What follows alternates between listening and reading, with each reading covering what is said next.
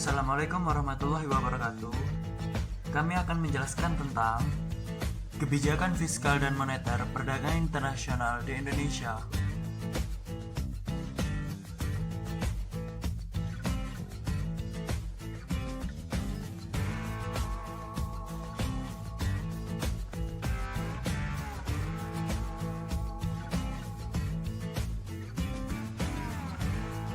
Kebijakan fiskal adalah kebijakan yang dilakukan oleh pemerintah dengan cara meningkatkan atau mengurangi pendapatan dan belanja negara untuk mencapai tujuan yang diharapkan, seperti mengurangi jumlah pengangguran atau mencapai pertumbuhan ekonomi yang sudah ditargetkan. Secara garis besar, tujuan kebijakan fiskal adalah untuk mempengaruhi jalannya perekonomian dengan berbagai sasaran berikut ini. Yang pertama, meningkatkan PDB dan pertumbuhan ekonomi. Kebijakan fiskal bertujuan untuk meningkatkan pertumbuhan ekonomi secara maksimal, karena berpengaruh besar dengan pemasukan atau pendapatan negara, meliputi bea cukai, pajak bumi dan bangunan, pajak penghasilan, devisa negara, impor, pariwisata, dan lainnya. Selain itu, contoh pengeluaran negara yang dimaksud diantaranya pembangunan sarana dan prasarana umum, belanja persenjataan, proyek pemerintah, pesawat dan program lain untuk kesejahteraan masyarakat.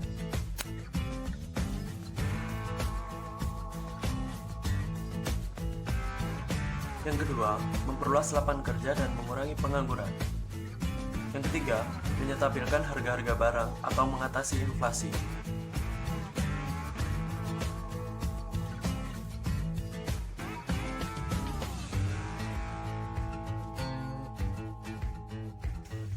Instrumen kebijakan fiskal adalah penerimaan dan pengeluaran pemerintah yang berhubungan erat dengan pajak.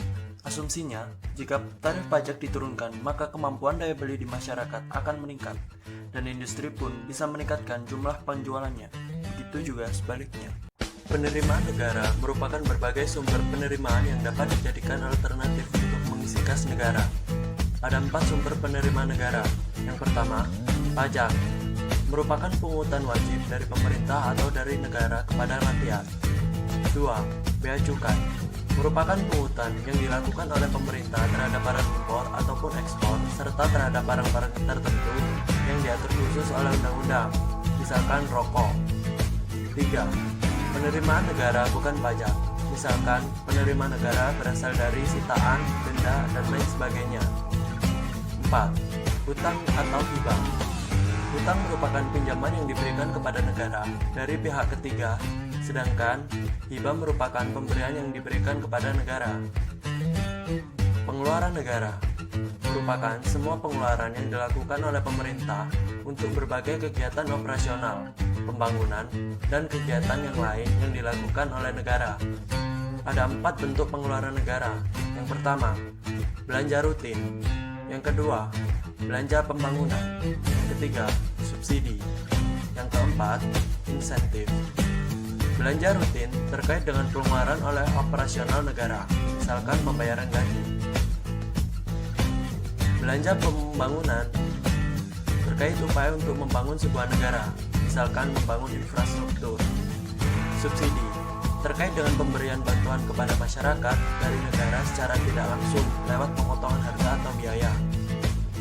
Pemberian insentif merupakan pemberian bantuan uang kepada rakyat oleh negara secara langsung, misalkan bantuan langsung tunai (BLT). Yang pertama, kebijakan fiskal dari segi teori. Kebijakan fiskal fungsional merupakan kebijakan dalam pertimbangan pengeluaran dan penerimaan anggaran pemerintah ditentukan dengan melihat akibat-akibat tidak langsung terhadap pendapatan nasional, terutama guna meningkatkan kesempatan kerja. Kebijakan fiskal yang disengaja merupakan kebijakan dalam mengatasi masalah ekonomi yang sedang dihadapi dengan cara memanipulasi anggaran belanja secara sengaja, baik melalui perubahan perpajakan maupun perubahan pengeluaran pemerintah. Terdapat 3 bentuk kebijakan fiskal yang disengaja. Yang pertama, membuat perubahan dalam pengeluaran pemerintah. Kedua, membuat perubahan pada sistem pemungutan pajak. Ketiga, membuat perubahan secara serentak baik pada pengelolaan pemerintah atau sistem pemungutan pajaknya. Kebijakan fiskal yang tidak disengaja merupakan kebijakan dalam mengendalikan kecepatan siklus bisnis supaya tidak terlalu fluktuatif. Jenis kebijakan fiskal tak disengaja adalah proposal, pajak progresif, kebijakan harga minimum, dan asuransi pengangguran. Yang kedua, kebijakan fiskal dari jumlah penerimaan dan pengeluaran.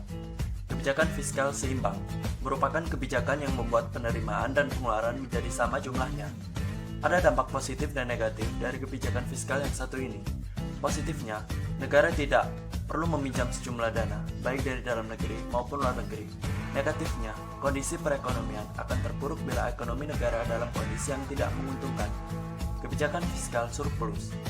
Pada kebijakan ini, jumlah pendapatan harus lebih tinggi dibandingkan pengeluaran.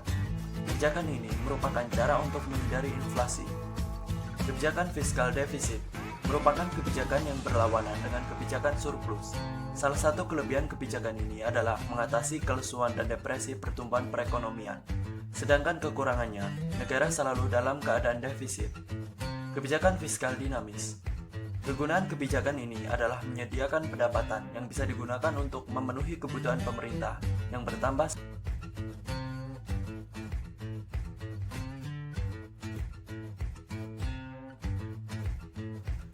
Komponen di dalam kebijakan fiskal. 1. Kebijakan perpajakan. Kebijakan perpajakan merupakan salah satu kebijakan yang diberlakukan dalam penentuan fiscal policy. Pajak merupakan salah satu sumber pendapatan pemerintah yang terbesar baik dari pajak langsung maupun pajak tidak langsung. Penetapan kebijakan ini bertujuan menjaga pajak progresif melalui keputusan pemberlakuan pajak. Menaikkan tarif pajak dapat mengurangi daya beli masyarakat terhadap barang atau jasa dan berimbas pada penurunan produksi dan investasi. Sebaliknya, jika tarif pajak diturunkan, maka masyarakat memiliki kesempatan untuk membelanjakan uangnya untuk meningkatkan inflasi.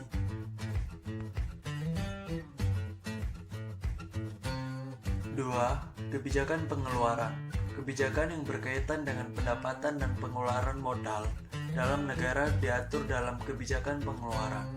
Pengeluaran modal dilakukan untuk berbagai bidang seperti pendidikan, kesehatan, dan sebagainya, serta membayar kewajiban negara berserta bunga internal maupun eksternalnya.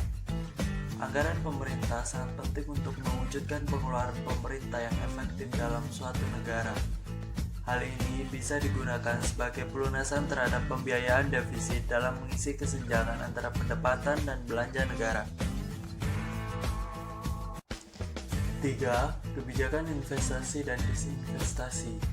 Agar pertumbuhan ekonomi berada dalam keseimbangan, maka optimalisasi investasi harus ditingkatkan.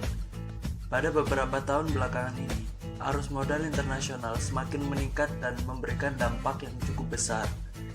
Melalui arus modal internasional, ekonomi domestik dapat diintegrasikan secara baik dengan ekonomi global. Yang keempat, pengelolaan hutang atau surplus. Apabila pendapatan yang diterima oleh pemerintah lebih besar daripada anggaran yang dihabiskan, maka negara tersebut mengalami surplus. Namun, jika terjadi kondisi sebaliknya, maka negara tersebut mengalami defisit atau kerugian. Pembiayaan terhadap defisit atau kerugian dilakukan dengan melakukan pinjaman dari pihak asing atau mencetak uang. Contoh kebijakan fiskal: menaikkan jumlah pajak dan jenis pajak, mewajibkan kepemilikan NPWP, melakukan penghematan pengeluaran negara, melakukan pinjaman negara, misalnya dengan mengeluarkan obligasi pemerintah.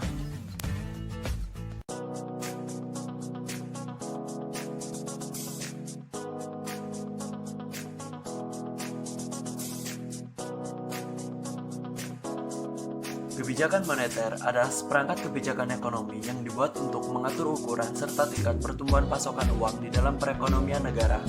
Kebijakan ini adalah tindakan yang terukur untuk membantu mengatur variabel makroekonomi seperti inflasi ataupun pengangguran. Kebijakan ini dilakukan dengan berbagai cara, termasuk penyesuaian suku bunga, mengubah jumlah uang tunai yang berada di pasar, serta pembelian dan penjualan sekuritas pemerintah. Kebijakan ini diambil oleh Bank Sentral atau Bank Indonesia dengan tujuan memelihara dan mencapai stabilitas nilai mata uang, yang dapat dilakukan antara lain dengan pengendalian jumlah uang yang beredar di masyarakat dan penetapan suku bunga. Kebijakan moneter meliputi langkah-langkah kebijakan yang dilaksanakan oleh Bank Sentral atau Bank Indonesia untuk dapat mengubah penawaran uang atau mengubah suku bunga yang ada dengan tujuan untuk mempengaruhi pengeluaran dalam perekonomian. Tujuan kebijakan moneter mengedarkan mata uang sebagai alat pertukaran, medium of exchange dalam perekonomian, meningkatkan kesempatan kerja.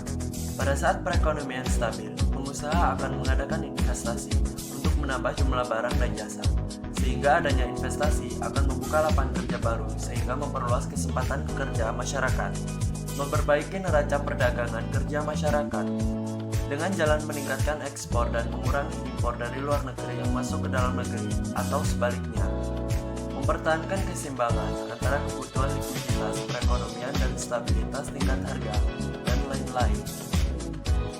Instrumen-instrumen yang biasa digunakan oleh pemerintah dalam pengambilan kebijakan moneter adalah: 1. Kebijakan operasi pasar terbuka. Operasi pasar terbuka adalah salah satu kebijakan yang diambil Bank Sentral untuk mengurangi atau menambah jumlah uang beredar.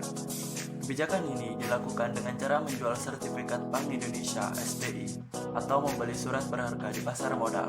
2. Kebijakan diskonto. Diskonto adalah pemerintah mengurangi atau menambah jumlah uang beredar dengan cara mengubah diskonto bank umum.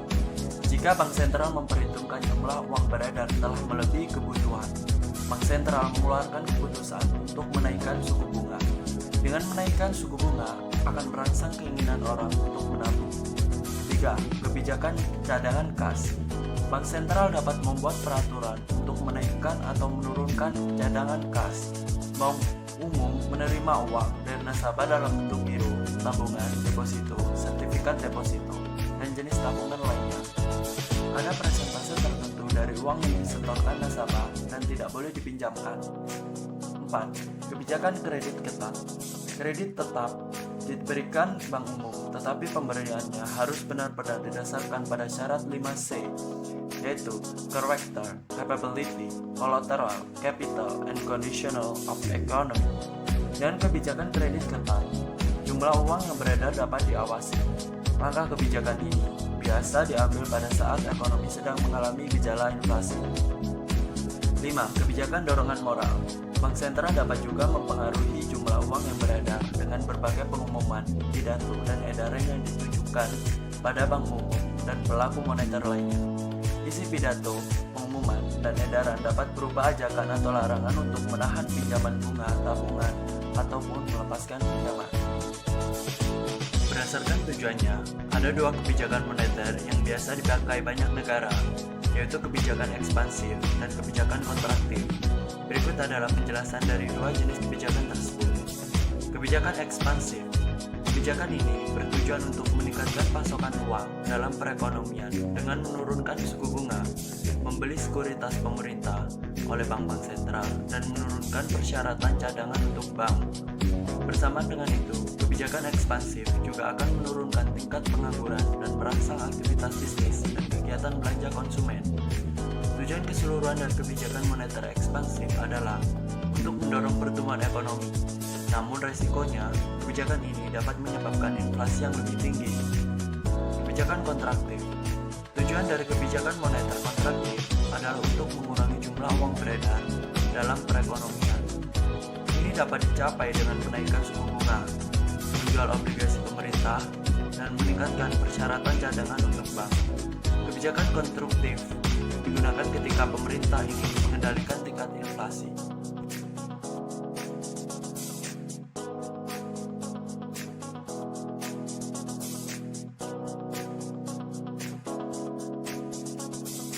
Contoh kebijakan moneter.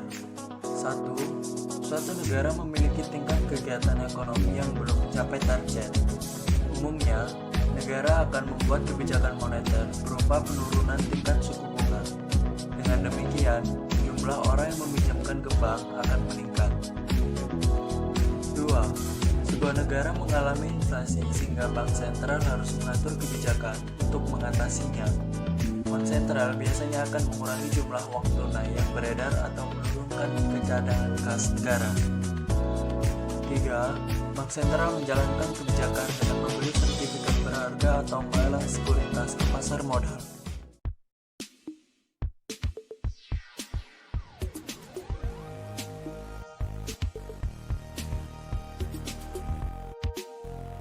Perdagangan internasional merupakan sebuah perdagangan yang dilakukan antar negara guna menciptakan siklus dagang secara menyeluruh dan mendunia atau antar negara. Perdagangan ini bisa dilakukan oleh negara-negara yang melakukan kerjasama secara ekonomi bahkan sesama pengusaha antar negara. Teori yang mendasari adanya perdagangan internasional yaitu teori tentang keunggulan mutlak dan teori keunggulan komparatif. Teori keunggulan mutlak. Pada teori keunggulan mutlak dijelaskan bahwa perdagangan secara internasional akan memberikan keuntungan pada suatu negara dengan syarat negara yang melakukan produksi menetapkan harga lebih rendah dan dibandingkan dengan harga yang ditetapkan di negara lain. Teori keunggulan komparatif. Adanya teori keunggulan komparatif yaitu suatu negara tidak mempunyai keunggulan secara mutlak pada produksi barang.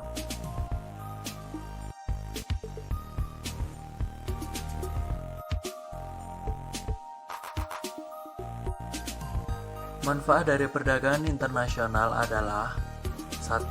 Terjadi hubungan bilateral dan multilateral. Hubungan bilateral yaitu hubungan yang dilakukan antar dua negara, tentunya saling menguntungkan dalam melakukan perdagangan secara internasional. Sementara itu, multilateral merupakan kerjasama antar berbagai negara tanpa adanya batas wilayah, sehingga jangkauan bisa luas ke seluruh dunia. 2. Saling bantu secara cepat. Dengan adanya perdagangan secara internasional, tentu terjadi efisiensi dan efektivitas suatu barang atau jasa antar negara, sehingga bisa saling membantu memenuhi kebutuhan, serta dipilih proses produksi yang lebih cepat, sehingga dapat menghemat waktu, biaya, serta meningkatkan harga jual. 3. Meningkatkan kesejahteraan suatu negara. Jika terjadi perdagangan antara semua negara, tentunya akan memberikan peningkatan kesejahteraan. Dengan adanya ekspor-impor yang dilakukan antar negara sebagai bentuk perdagangan, maka suatu negara bisa mendapatkan keuntungan dan masyarakat pun merasakan efek dari perdagangan secara internasional tersebut. 4. Keuntungan internal dan eksternal. Keuntungan secara internal tentu bisa dirasakan oleh negara yang bersangkutan, sementara eksternalnya adalah dirasakan oleh negara lain yang terlibat di dalamnya, sehingga dalam sebuah perdagangan terjadi hal yang saling menguntungkan satu sama lain. 5. Memperluas kesempatan kerja.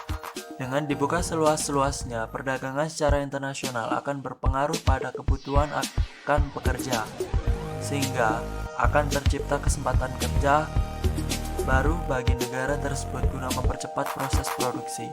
Maka lapangan kerja semakin luas dengan adanya perdagangan secara internasional.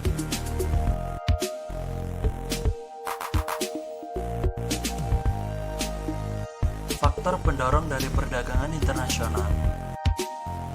1. Adanya sumber daya alam. Sumber daya alam yang melimpah merupakan bekal produksi dan terjadinya hasil suatu produk yang kemudian memicu perdagangan antar negara, sehingga sumber daya alam ini sangat berpengaruh pada terciptanya suatu produk baru.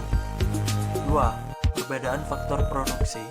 Perbedaan dari faktor produksi yaitu berhubungan dengan hasil dan efektivitas waktu. Misalnya, suatu negara yang bisa menghasilkan sabun akan memesan sabun ke negara lain, dikarenakan biaya produksi sabun di negara lain lebih murah dan efisien. 3. Adanya kebutuhan dalam negeri. Kebutuhan akan suatu barang atau jasa yang tidak ada di negaranya, atau dipengaruhi faktor produksi yang ada, maka suatu negara memesan ke negara lainnya sehingga terjadi perdagangan antar negara secara lebih luas.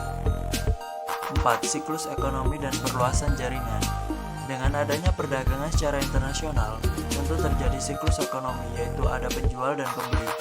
Kemudian kedua belah pihak mendapatkan keuntungan dari perdagangan yang dilakukan. Jika perdagangan dilakukan secara internasional, maka otomatis akan memperluas jaringan antar negara di seluruh dunia. 5.